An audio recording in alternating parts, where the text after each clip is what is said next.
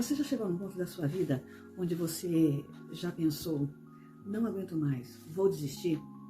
Talvez você esteja exatamente aí, nesse momento, dizendo isso. Mas hoje eu tenho uma mensagem de Deus para a sua vida.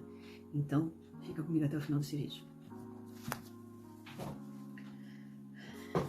Olá, seja bem-vindo ao canal Vamos Aprender com a Bíblia. Eu sou Márcia Barros e a mensagem que eu gostaria de compartilhar com você hoje, nesse vídeo, está baseada no livro de Hebreus. O capítulo é o 10, o versículo é o 38, que diz assim: Ora, o justo viverá pela fé, mas se algum homem recuar, a minha alma não terá prazer nele. Essa é a versão que eu tenho aqui, King James Fiel.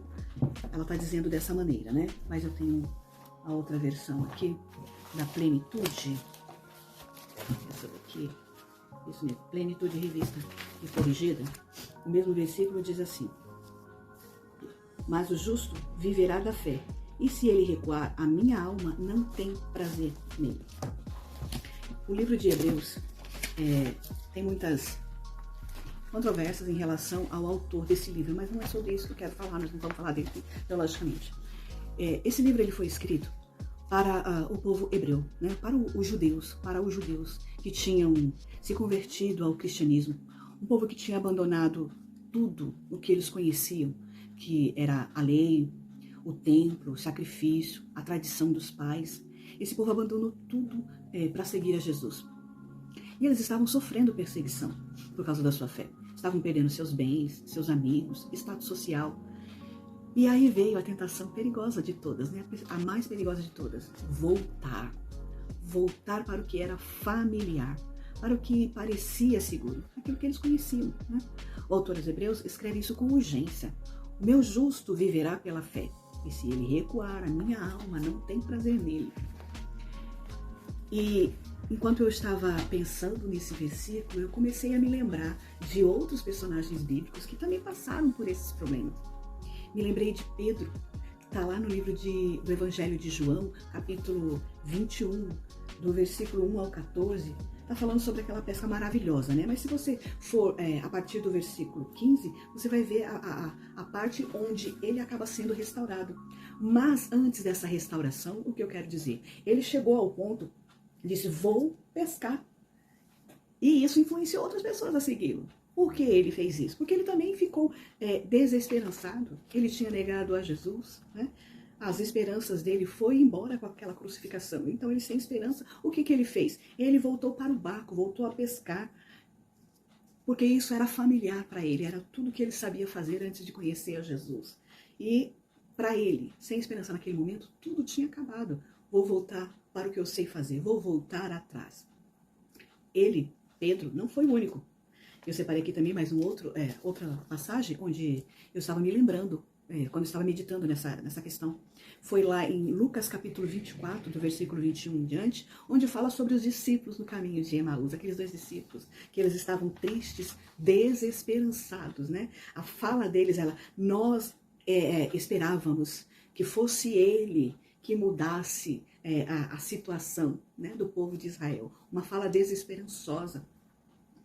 E Jesus caminhando com eles ali, ouvindo o que eles estavam dizendo, vendo eles no seu momento de mais fragilidade, onde eles estavam tentados, não só tentados, mas eles estavam voltando atrás. Eles não estavam mais na Galileia, eles estavam lá indo para Emaús.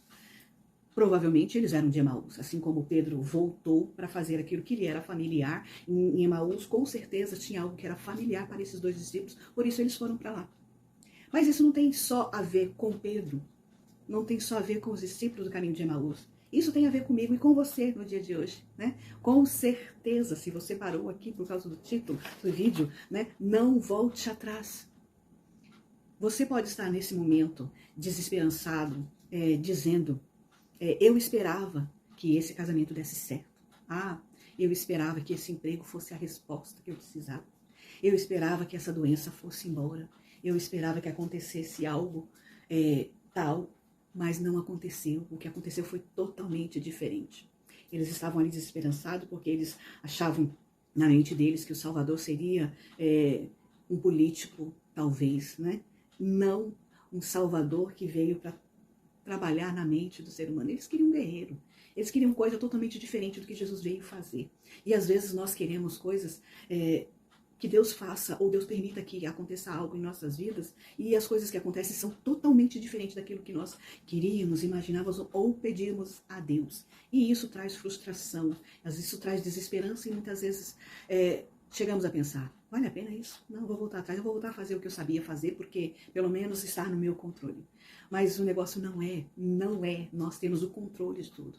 O negócio é nós estarmos com a nossa fé em quem tem o controle de tudo. E quem tem o controle de tudo? Jesus. Aquele que deu a sua vida por nós, tomou ela própria, ele ressuscitou e fez a promessa mais linda que poderia fazer para cada um daqueles que creem nele. Estarei convosco todos os dias até a consumação dos séculos. Estarei convosco. Ele não prometeu dias de glória. Ele não prometeu que não teríamos problema. Ele prometeu estar conosco em meio aos problemas. E se ele está conosco no meio dos problemas, então vamos parar para pensar. A vitória já é garantida, porque ele venceu tudo. E se ele venceu a morte, não vai vencer, não vai nos ajudar a vencer os nossos problemas. O problema maior é que muitas vezes a nossa mente ela fica desvirtuada, ela começa a pensar, a imaginar e querer coisas que Deus nunca prometeu, mas ele prometeu estar conosco todos os dias. A fé não é ignorar as dificuldades. Como Hebreus diz, o justo viverá pela fé. Pela fé em quem? Pela fé nesse Deus que tudo pode fazer, que enviou seu Filho Jesus para nos salvar, nos livrar da maior condenação que existia e que nós não poderíamos pagar por essa dívida do pecado. E aquele que prometeu estar conosco todos os dias, não que ele nos dê vitória. Ele não prometeu só lutas e dificuldades. Não é isso que eu quero falar. Mas ele prometeu que estaria conosco todos os dias, no meio das nossas dificuldades, nos dando vitória a cada dia. Não a vitória que eu e você esperamos da maneira como nós esperamos, mas da maneira que ele sabe que é melhor que aconteça para as nossas vidas. Então a fé não é ignorar as dificuldades. A fé é olhar para a dificuldade com Jesus do seu lado, com o olhar de Jesus. Porque Jesus tem solução para todos os problemas que nós tivemos que enfrentar. Os hebreus tinham motivo para querer desistir? Sim, eles tinham. Pedro tinha motivo para querer desistir e voltar atrás, voltar a pescar? Sim, ele tinha. Os discípulos do caminho de Emaús, eles tinham motivo para ir embora, voltar, para Emaús? Sim, eles tinham. E você nesse momento? Talvez você tenha motivo de sobra para querer voltar atrás hoje. Mas a pergunta não é quão grande é o meu problema, quão grande é o seu problema. A pergunta seria, ou é, quão grande é o Deus que está comigo? Você sabe o tamanho desse Deus que está com você? É o Deus que abriu o mar vermelho, é o Deus que criou todas as coisas, é o Deus que chamou as coisas pelo seu nome, chamou à existência coisas que ainda não existiam. Quando lá no início Deus disse, haja luz e houve, tudo era trevas, não existia nada e pelo poder da sua palavra as coisas começaram a existir. Então, esse Deus, ele é pequeno? Ele não é pequeno. A Bíblia está registrada, está cheia de exemplos de história de fé. Se você for ler lá, continuar lendo o livro de Hebreus, você vai se deparar com a galeria dos heróis da fé. Pessoas que tiveram suas lutas e dificuldades, mas todas elas foram vencidas, foram vitoriosas, porque eles criam em Deus. Uns estavam lá no Antigo Testamento, criam em Deus. Outros já no Novo Testamento, crendo no Filho de Deus, em Jesus. Nós temos a história deles registrada aqui, como eu trouxe em João capítulo 21, nesse período de Pedro que volta a pescar. Você pode ver que a partir do versículo 15, ele foi restaurado, está dizendo, a restauração de Pedro. Jesus restaurou a fé, a visão de Pedro, porque ele já não se considerava mais um discípulo de Jesus. Jesus restaurou a visão e a fé dos discípulos do caminho de Emaús, tanto que eles falavam, nosso coração ardia quando ele falava conosco, porque ele se deu a reconhecer, aos discípulos, do caminho de Emaús.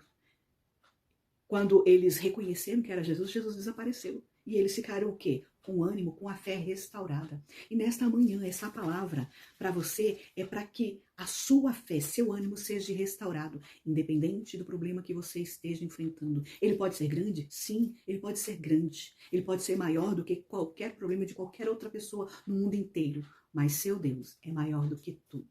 aquele que abriu o mar vermelho, aquele que acalma o vento, aquele que aquieta as tempestades, aquele que tomou a vida de volta das mãos da morte. É aquele que está contigo, que fez a promessa que estaria contigo todos os dias da sua vida. E se ele está com você, você não precisa de mais nada, porque no momento certo, na hora certa, a vitória que você precisa, o problema que você precisa resolver será solucionado e você só vai agradecer dizendo: meu Deus, como é que isso foi possível? Como é que Deus fez isso? Porque é assim que ele faz. Quando ele resolve, quando ele chega e resolve, a gente fica estagnado, extasiado, paralisado de tanta alegria por ver o poder desse Deus que nós cremos, que é invisível, mas ele é vivo e é real. Então, não volte atrás. Creia nele, continue esperando nele, porque o justo viverá da fé. Mas se você recuar, a alma do Senhor não terá prazer em ti. Então, hoje eu quero convidar você a fazer uma escolha. Não escolha fingir que está tudo bem. Não escolha voltar atrás. Mas escolha continuar crendo naquele que tudo pode fazer pela sua vida. Amém? E se essa mensagem abençoou a sua vida, te ajudou, compartilha ela com mais alguém que você sabe que também precisa de mais uma injeção de ânimo no dia de hoje. E que essa semana, esse mês que se inicia, seja um mês de bênção e vitória para a sua vida, no nome de Jesus. Que Deus te abençoe e até o próximo vídeo aqui do canal, tá bom? Não deixa de curtir essa mensagem, tá bom? E se você ainda não é inscrito no canal, se inscreve no canal para não perder as mensagens, as reflexões que nós temos aqui no canal. Deus te abençoe em nome de Jesus.